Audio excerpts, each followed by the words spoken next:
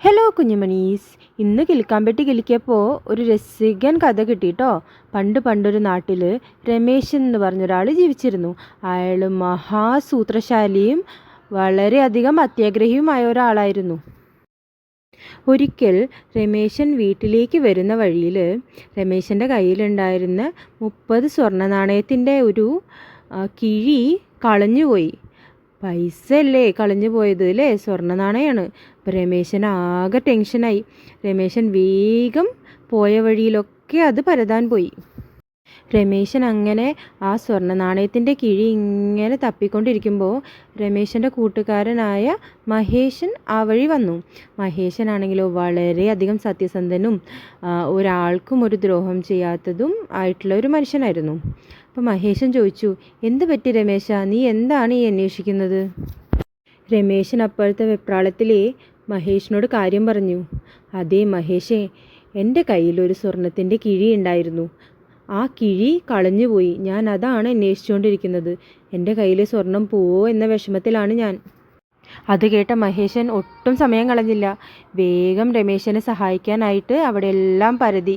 പുല്ലിൻ്റെ ഇടയിലും അങ്ങനെ എല്ലായിടത്തും മഹേശനും രമേശനും കൂടെ നോക്കി.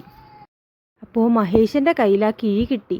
മഹേശൻ വേഗം വിളിച്ചു, രമേശ, കിഴി കിട്ടി, ഇതാ വന്ന് നോക്കൂ. രമേശൻ ഓടി വന്ന് നോക്കി.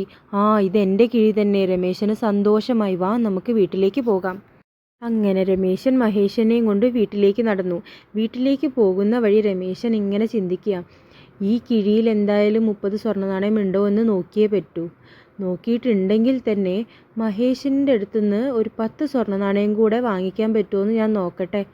അവൻ്റെ അത്യാഗ്രഹം ആ സമയത്ത് ഉണർന്നു അല്ലേ. രമേശൻ വേഗം വീട്ടിലേക്ക് ഓടിക്കയറി കിഴി തുറന്ന് സ്വർണ്ണ നാണയങ്ങൾ എണ്ണാൻ തുടങ്ങി. 30 എണ്ണമുണ്ട്, അവൻ മനസ്സിൽ പറഞ്ഞു. ഞാനൊരു പണി നോക്കട്ടെ. എന്നിട്ട് അവൻ മഹേഷിൻ്റെ അടുത്തേക്ക് തിരിഞ്ഞു ചോദിച്ചു, മഹേഷ, ഇതിൽ 40 സ്വർണ്ണ നാണയങ്ങളുണ്ടായിരുന്നു. ഇപ്പം 30 എണ്ണമേ കാണുന്നുള്ളൂ. നീ ഇതിൽ നിന്നും 10 എണ്ണം എടുത്തോ? മഹേശൻ പറഞ്ഞു, ഞാൻ അതിൽ നിന്നും ഒരു സ്വർണ്ണ നാണയം പോലും എടുത്തിട്ടില്ല. ഈ കാര്യം പറഞ്ഞ് അവർ തമ്മിൽ തർക്കമായി. അവസാനം അവർ പഞ്ചായത്തിലെ ന്യായാധിപൻ്റെ അടുത്ത് പോവാൻ തീരുമാനിച്ചു. പഞ്ചായത്തിൽ പോയി ന്യായാധിപൻ്റെ അടുത്ത് മഹേശനും രമേശനും കാര്യം പറഞ്ഞു. ആളാകെ ചിന്തയിലായി. ഇതിപ്പോൾ എന്ത് ചെയ്യാൻ പറ്റും? രമേശൻ്റെ സ്വാർത്ഥതയും കുശാഗ്ര ബുദ്ധിയെയും കുറിച്ച് ന്യായാധിപന് നന്നായി അറിയാം. എന്നാൽ മഹേശൻ ഒരു പാവമാണെന്നും വളരെ സത്യസന്ധനാണെന്നും ആൾക്ക് ബോധ്യമുണ്ട്. അപ്പോൾ ന്യായാധിപൻ രമേശനോട് ചോദിച്ചു, രമേശൻ ഉറപ്പാണോ ഇതിൽ 40 സ്വർണ്ണ നാണയങ്ങൾ ഉണ്ടായിരുന്നു എന്ന്? രമേശൻ പറഞ്ഞു, എൻ്റെ കയ്യിൽ 40 എണ്ണം ഉണ്ടായിരുന്നു. എനിക്ക് അത്രയും ഉറപ്പാണ്. ന്യായാധിപൻ മഹേഷിൻ്റെ അടുത്തേക്ക് തിരിഞ്ഞു ചോദിച്ചു, മഹേഷ്, നീ ഇതിൽ നിന്നും എന്തെങ്കിലും എടുത്തോ?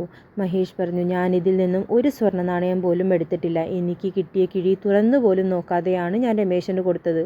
ന്യായാധിപന് വിവരം മനസ്സിലായി. ന്യായാധിപൻ പറഞ്ഞു, രമേശ, നിന്റെ കിഴിയിൽ ഉണ്ടായിരുന്നത് 40 സ്വർണ്ണ നാണയങ്ങളാണ്. പക്ഷേ കിട്ടിയതിൽ 30 എണ്ണമേ ഉള്ളൂ. അപ്പോൾ ഇത് നിന്റെ കിഴിയാവാൻ സാധ്യതയില്ല, മറ്റാരുടേതെങ്കിലും ആവാം.